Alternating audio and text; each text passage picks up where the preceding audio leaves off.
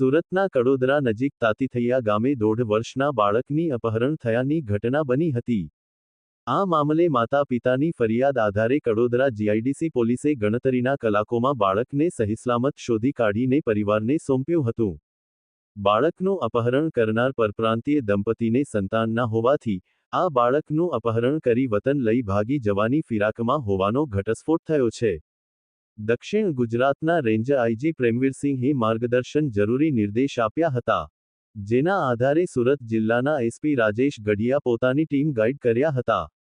તેમને બાળક જાનજોખમ નહીં થાય તેની તકેદારી રાખવામાં આવી હતી. આખરે સફળતા મળી હતી. સુરત જિલ્લામાં મોટો પરપ્રાંતીય વિસ્તાર ગણાતા કડોદરા પંથકમાં એવી ઘટના બની કે સંતાન સુખ માટે દંપતીએ કાયદો હાથમાં લીધો.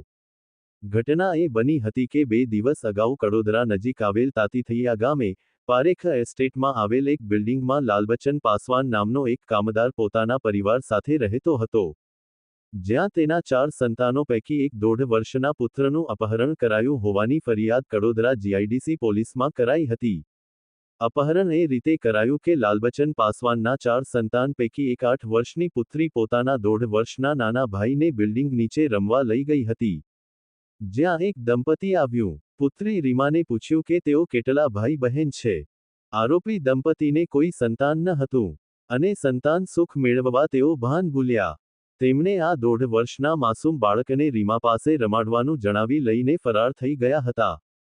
પુત્રી રીમા એ ઘરે જઈ વાત કરતા પરિવારે પોલીસ ફરિયાદ કરતા પોલીસ દોડતી થઈ હતી. બારડોલી રેલવે સ્ટેશનના નંદુરબાર પ્લેટફોર્મ પરથી અપહરણ કરનાર દંપતીને ઝડપી લીધા હતા અને તેમની પાસેથી બાળકને સહીસલામત માતા પિતાને સુપ્રત કરાયો હતો અને પોલીસ ગણતરીના કલાકોમાં અપહરણ કરનાર દંપતી સુધી પહોંચી ગઈ હતી.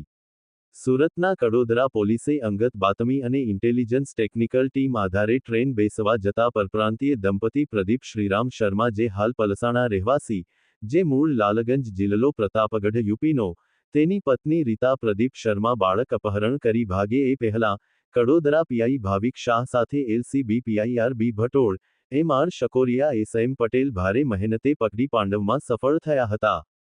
કર્તવ્ય ગુજરાત ન્યૂઝ.